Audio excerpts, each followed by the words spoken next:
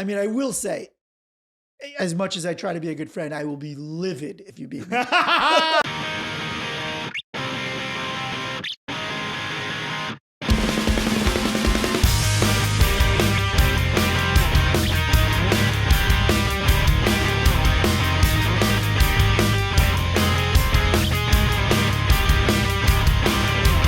Man of the year, man of the year, man of the year. Welcome to the #1 friendship podcast in the country. I'm Aaron Karo. I'm Matt Ritter, and we are champions of friendship. Are we still doing that? I guess so. Why not? Okay, we haven't done it in 6 episodes. It felt good. Okay, great. So Matt, I said something the other day that you thought was very interesting. That usually never happens. In that I got an alert on my phone when one of our friends got a new agent. Yeah. And I think just for context, we should maybe first just explain like what IMDbPro is. Yes. I think most of our listeners are probably like familiar with IMDb. Right. Well, if they are even Everyone familiar knows with IMDb. Yeah. If you're not, it's the database of all actors, films, producers in Hollywood. The pro version is what you pay for. It's kind of industry specific. Like you can see people's agents, like stuff they have in development, stuff that the is it the hoi polloi or the No, hoi polloi or the common folk. Yeah, stuff the hoi polloi can't see. Yes, right. yes. Anyway, you can track people. So like, for instance, like I know you're trying to cast a movie right now. You track an actress you're interested in. You'd see like if they sign with a new manager, sign onto a new project, whatever. And I track all my friends. So first of all, I didn't know you could track people in there. This is like a new tool. Okay. I'm a Luddite. I don't know about any of the technology. Yeah. But also, it's deranged. What? Yeah, well, like we're on a group text, and all of a sudden he sends this text, and it says our friend Jeremy moved managers, and I was like, first of all, like, how do you know that? I was like, how do you know that? Like, at first I thought, wow, IMDb sends out alerts to people with like low-level writers. When some middling writer moves managers, I was like, that can't be right. So in my mind, I'm like, it took me a second to process that. I'm like, holy shit, Aaron tracks his friends. Yeah, I just think it's a way to follow what's going on. You don't always know all the ins and outs, and you can say congratulations. And let me ask you. Yeah. First of all, how long have you been doing this? 3 years. Oh my God. This guy's been spying on us for 3 years. It's Is it just industry stuff? Or are you saying that you have a Google alert for all of your friends? No, not a Google alert. Not Okay. a Google alert. I mean, you guys aren't getting Google alerts. Yeah. Well, only bad ones, right? Yeah. It would only be really bad news for the most part. So for how many people are you tracking? Well, we're talking inner circle industry people, so that's like half a dozen people. Okay. Yeah. All right. I thought you were going to tell me like you've got a spreadsheet of your closest 50 friends, and anytime they do anything in Hollywood. Right. By the way, I think it's smart, like, but also it's like you're a better friend than any of us, maybe. Well, we already knew that, but I think it's just it's really just a way that like you can hit someone up and be like, congrats, because usually it's good news. Generally, it's good news. But aren't they always surprised when you do that? Every time they're like, how do you know? I was surprised. Every time they're like, how do you know? And it's a little, but people like it. Yeah. And it's a form of, cheerleading. Yes. And I thought that we should talk about that in that episode, which is, the act of supporting, cheerleading, championing your friends in all aspects of their lives. I have to say there was a tinge of jealousy when you shared that, because I realized like, we joke about it. I'm like, damn it, Karo's a better friend. He does all these things. He's got all these, but I also think I'm like, oh, it's because he's single and that's he's got the extra time for it. Get the fuck out of here. If anything, I have less time. If anything, I'm fucking running around town chasing tail, as the kids say. I was like, he's got so much single time to put in alerts on all his friends. No, listen, it's really awesome of you. And I think it's a great topic to cover, because I do think men suck at this. Straight men. Yeah. I think maybe let's take a step back and define what we mean by cheerleading. Well, I think for me specifically, when you say that, I think everybody needs a tribe or a squad or a team, not just your group of friends. I think this is kind of like within that, and it could be family. Like for me, I need that I need to be pumped up sometimes. Yeah, you're thirsty for the pump up. Yeah, I need the pump up. Like Yeah. I need somebody like spotting me. Yeah. You know? Yeah. God, I need Yeah. somebody like slapping my face. Right, Like, right. you got this, man. Like when I have a big meeting or, it's mostly like career stuff, I think. It's mostly like interviews, meetings, whatever. Like I'm feeling nervous and I don't come across as somebody who, feels nervous or gets nervous a No. lot, but everybody has those butterflies. Sure. And so I make those calls or text my friends or family and they all kind of know like, oh yeah, you got this. You're awesome. Yeah. I just need compliments. Yes. Like, yes, I'm thirsty for compliments before like a big show or something like that. So for me, it means that within that friend group, you've kind of have this designated like super group of people, and they may not necessarily even have to be, oh, these are my best friends, but it's like a designated squad for that purpose of like support. And you're probably in other people's squads too. So it may not always be the same. So I just want to talk sort of about why this is important, because theoretically, if you are pumping up someone else, you are, getting an alert and hitting them up. That's sort of a selfless act. Why do we care? Like, what does it matter? Well, first of all, I think that's you hit on it, is that it's a selfless act, right? This isn't tit for tat. This is just a thing. This is part of being a good friend. Is that understanding your friends and knowing their needs and being there for them. I mean, this is being there for a person who needs this. This is like maybe one of the biggest things they need in your friendship. And this also falls into the category, this was in our New York Times article, which is that people really appreciate a reach out. Yes. Like, you have no idea how much the person will appreciate. This falls in the high reward, low effort. Yes. This is like such low effort, like just lobbying in a text, you got this, before a big job interview for a friend. And I also do think women are exponentially better at this. I don't, is that true? Yeah. I feel like they're so good about this stuff. And like dating stuff, they're always like there for their pump up their friends in like relationship stuff too. But the guys really need a pump up. I don't need your I don't know. Maybe not. Maybe not. But we need it in some areas. Yeah. Well, Well, also we don't acknowledge. I think that's the other part. This is the first time we even ever talked about this specifically. Yeah. The only reason we're even having this conversation is because I just found out that you do this. Right. Like I didn't even know you were pumping up your friends. Yeah. By the way, side note, no pump up on me for any of IMDbPro alerts. Haven't gotten one. Ah, I mean, like, dude. come on, you set yourself up for that. Well, I think also it dovetails with like men being vulnerable, like hitting your buddy up. Good job. I mean, like, that's fine. No, I know, but you can do that. We want to make this normalized. Yes. Right? That's what we want to. We just want to normalize such simple behaviors that go a long way towards your friendships. And they're also remembered, you're talking about like appreciated, also remembered, when you just like think about your friend, like it could be, a year from now, 5 years from now, you're going to have a really positive sort of mental thought about that person because like, oh, you know what? I haven't talked to him in a while. I really like him. And then when you start thinking about why you like that person, it's like, oh yeah. And they're really like a cheerleader for me. They support me. Like, what do we have any tips / hacks for guys who maybe don't feel as comfortable cheerleading, supporting, sending that text? That don't feel as comfortable being part of somebody else's tribe, like giving the support. Yeah. Well, our first thing is people always like it. Right. No one doesn't like great job. Right. Kick ass at that meeting tomorrow. Yeah, exactly. Nobody's going to be like, what the fuck is this guy texting me about at my meeting for? Yeah. Where the fuck is this guy sending me love and support before this huge meeting that I'm stressed about? How dare he? Right. Yeah. I think you may think people don't want to be bothered But I think, so part of it is you may feel like, oh, I don't want to bother them. Well, don't make it a dialogue necessarily then. I'd just be like, I just want to say, kick ass. You don't have to respond. I just want you to know. Yeah. I'm with you. You don't have to be like, hey, call me after the meeting. Let me know how it goes. Right. Exactly. Yeah. Right. Yeah. So like, I think that's part of it is like, if you feel like it's burdening that person or you feel like I don't want to make them feel like they have to focus on me.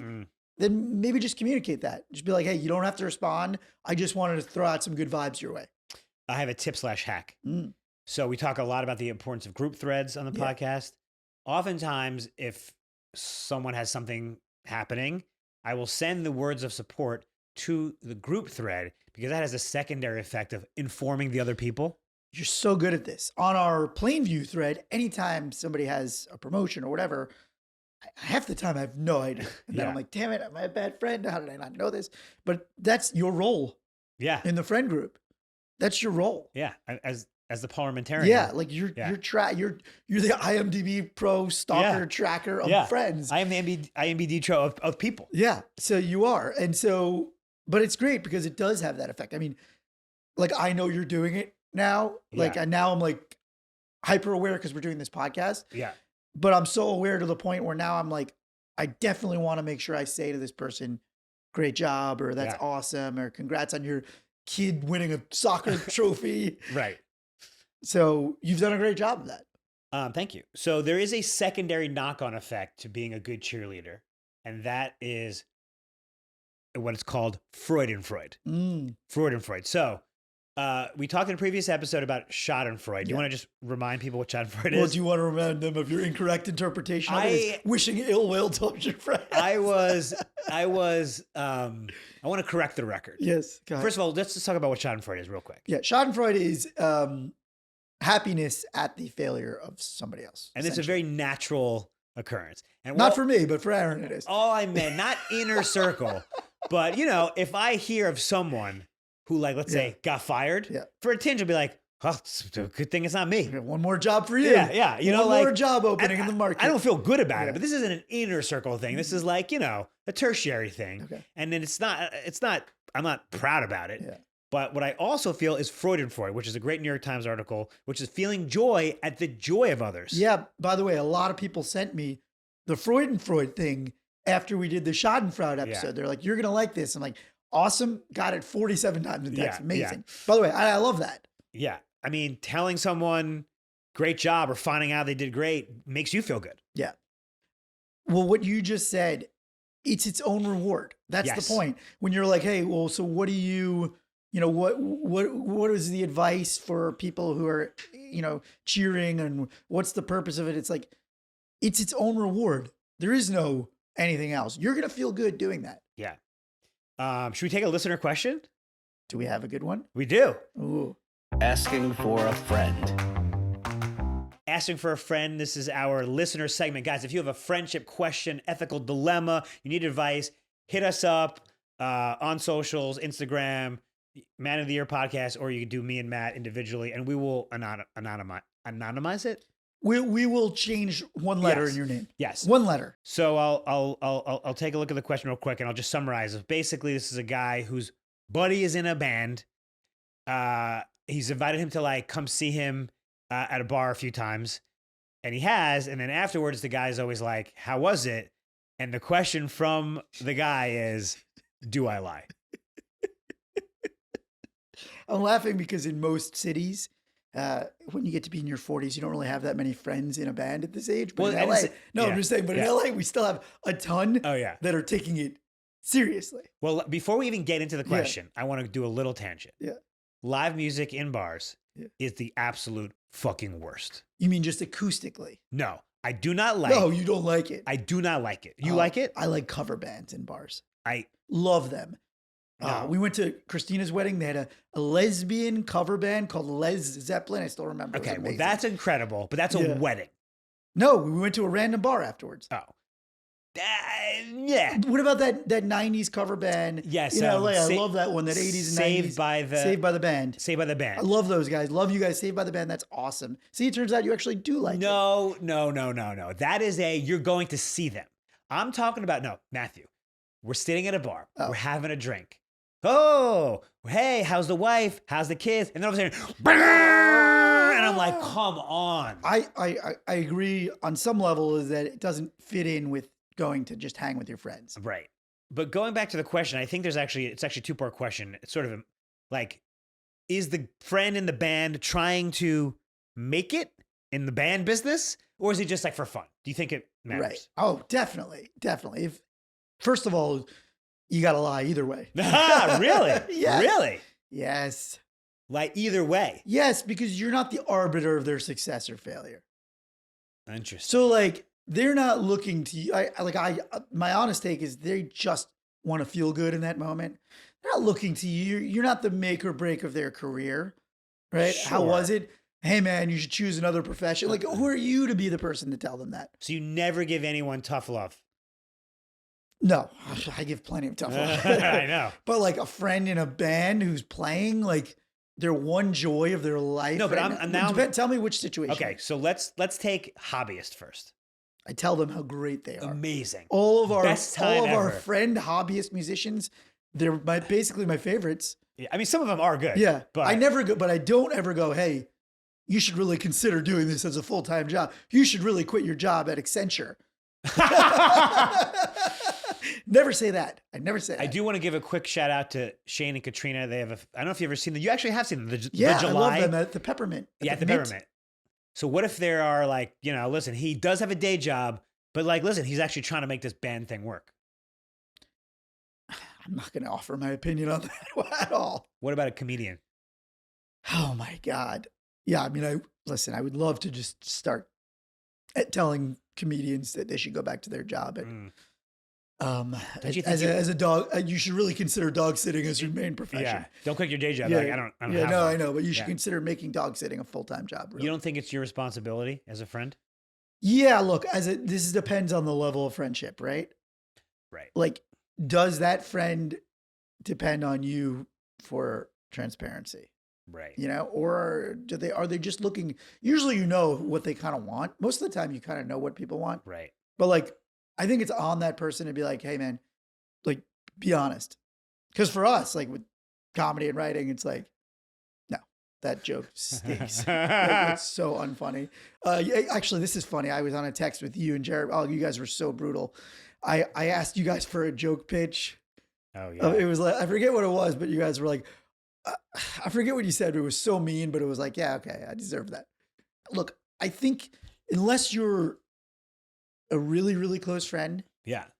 that's part A. If you're a close friend, A, and B, that friend is at some sort of crossroads and needs some straight talk, give it to him. Yeah. You have to have A and B. You have to be in a ring, and they have to be at some sort of crossroads where they're like seriously contemplating flushing their life.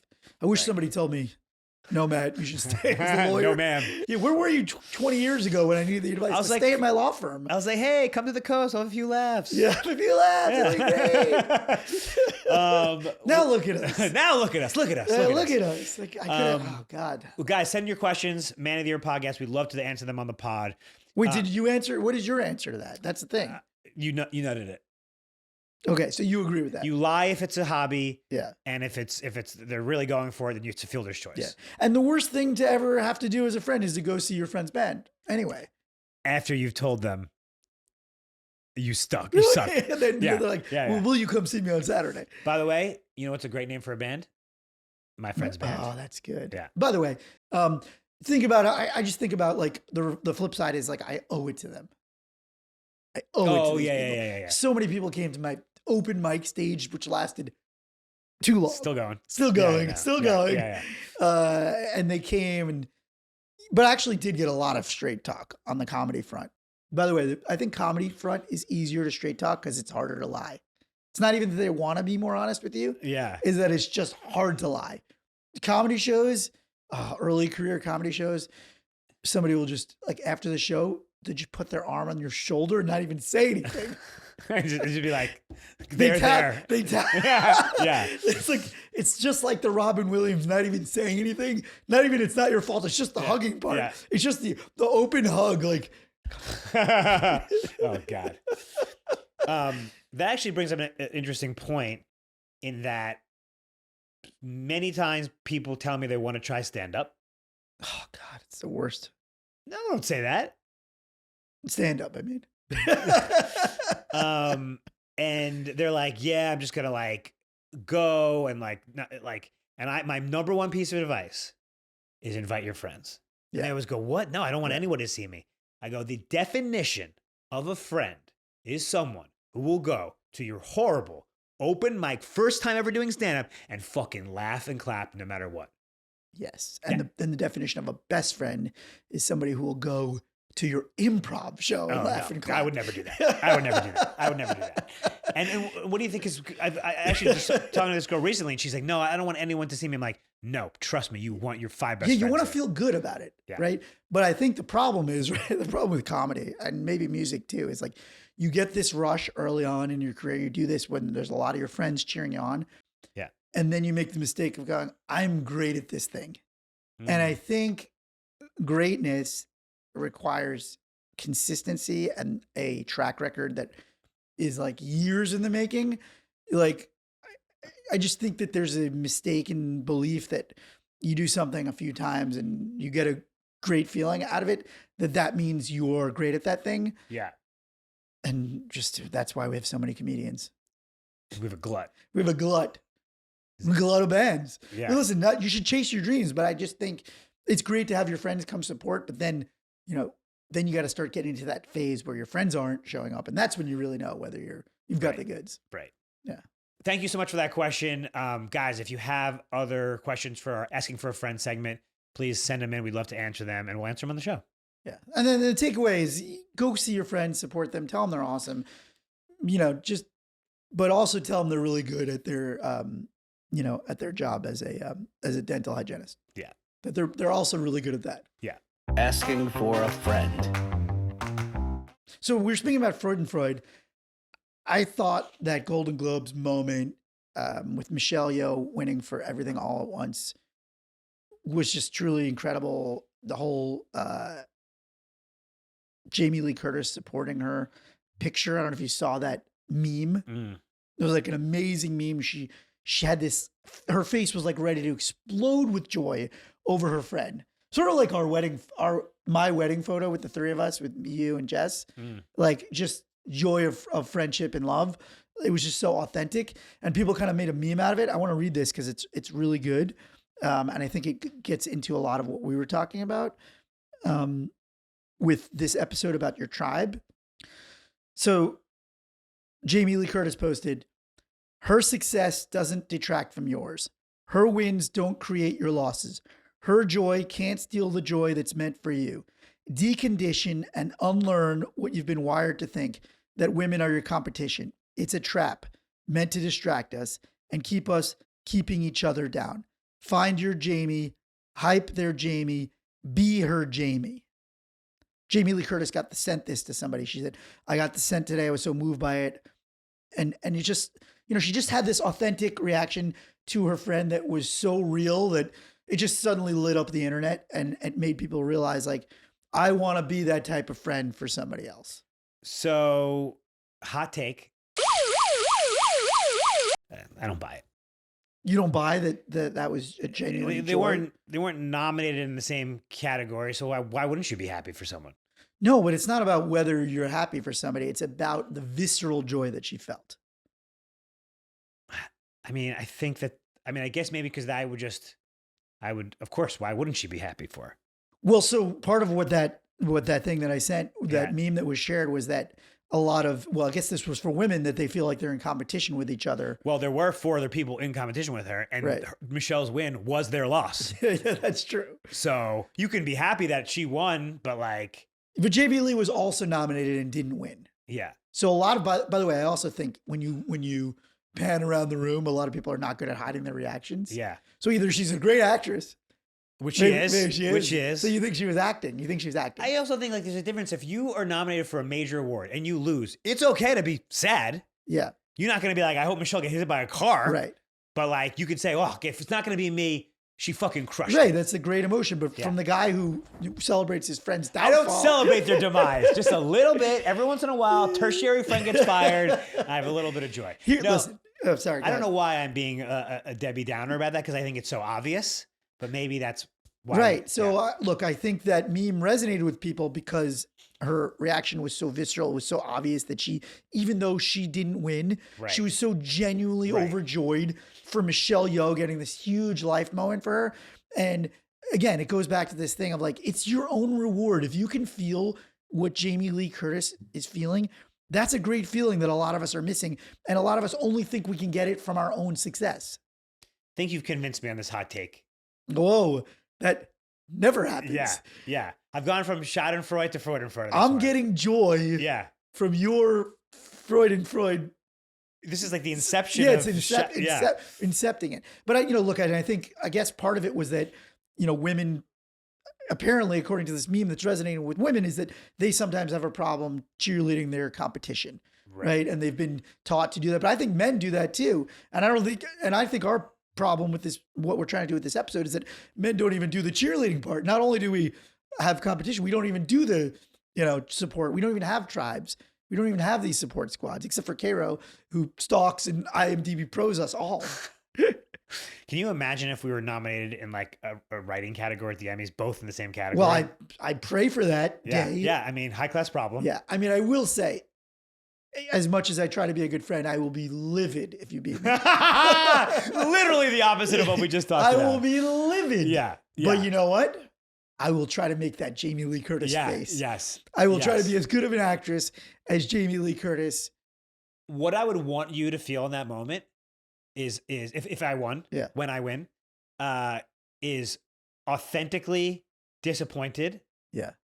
I think you would also obviously be authentically happy, but I wouldn't want you to fucking, like, you, first of all, with the cameras, you have to be like, and you would be happy. I would be like, I would point. Right. And I would make you point back at me. I would keep pointing. They'd just keep panning over to me. I'd be like, you better fucking point back, dude. I'm going to keep just going like this. And I would probably mention you probably towards the end of my speech, but like I wouldn't want you, this is direct competition. Yeah. Well, by the way, this is assuming that we're in some sort of low grade comedy animation category. I don't think you'll be in a competition with me for best screenplay at the Oscars. So I'm not worried.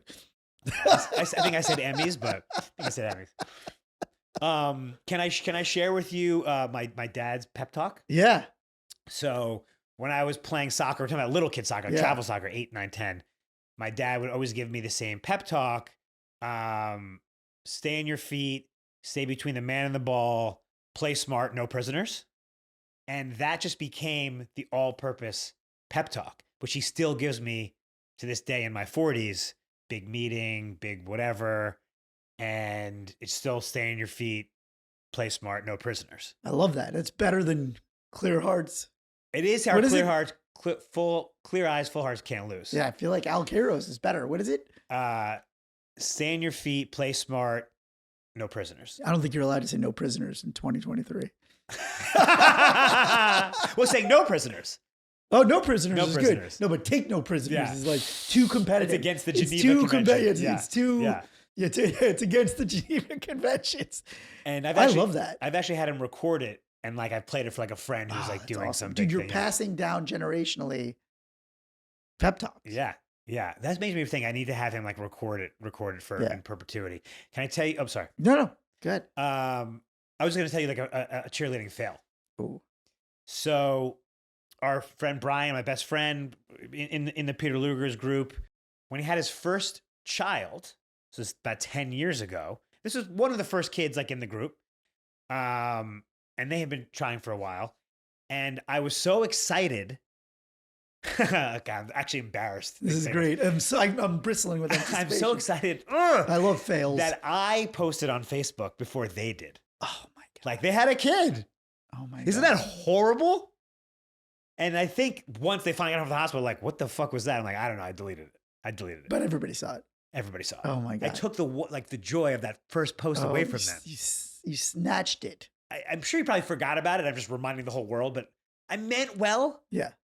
No, of course. By the way, one of our good friends did that to me and Jess recently. I didn't even mention it to him. Did what? They posted on Insta story before we even posted our pregnancy photo. But like a picture of Jess being pregnant? Yeah, with the hashtag pregnant girls. Did they not know that you had I mean, you told people on the podcast. Yeah, I know. But they snatched our Insta post. Got it. Yeah. Got it. Yeah. It's okay. Yeah, these things happen. It's so minor. Yeah. But that's pretty funny. The baby one is much bigger than like we're pregnant. Yeah. I was like, they're welcome to the world. 5 pounds, 6 ounces. What if you posted the photo of the baby first before them? Did you? No. No, that would have been amazing. No. Just like, just right out of the hospital. No, Maybe I did. Oh my God. I don't think I would have done that. That's amazing. Just Yeah. like mommy and baby cuddling. Caro's like, day one. Or I'm like, she was such a trooper. Yeah, Caro's supporting cheerleading going too far. Oh, too far. But hey, Because you have to know you're the cheerleader and not the player. You're the Whoa. cheerleader, not the player. Yeah. I was just going to say, what did we learn?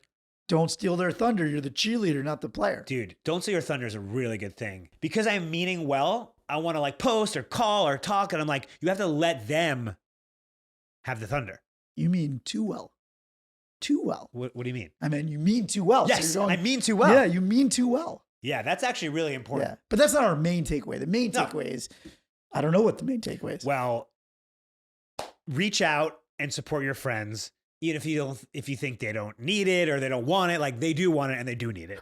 Everybody gets nervous. Like I seem like the least nervous person. I get nervous at big pitch meetings, like tremendously nervous and show everything. You get diarrhea. Physically. My body physically Yeah, says, yeah. you can't handle this moment. We also, a tip/hack we had was send your words of encouragement to the group text because then other people can chime in. Tell your friends in bands that they're good, not great. Always tell your friends in bands that they're, good, not great? I'm revising. Yes. Always tell your friends in band. Dude, that was awesome. Like, That was awesome. You should probably do that again next year. Yeah, you should do it. You should do it again like next year. Yeah. I'm actually busy that week, but Yeah. You should do that again on your 5th anniversary yeah, the 5th anniversary of today. of today. Yeah. Guys, that's our show. Find us on socials at Man of the Year Podcast. I'm actually going to do a little twist on our ending today. Be good to yourself. Be good to your friends. Stay on your feet. Stay between the man and the ball. Play smart. No prisoners. Love you, Love buddy. you, buddy.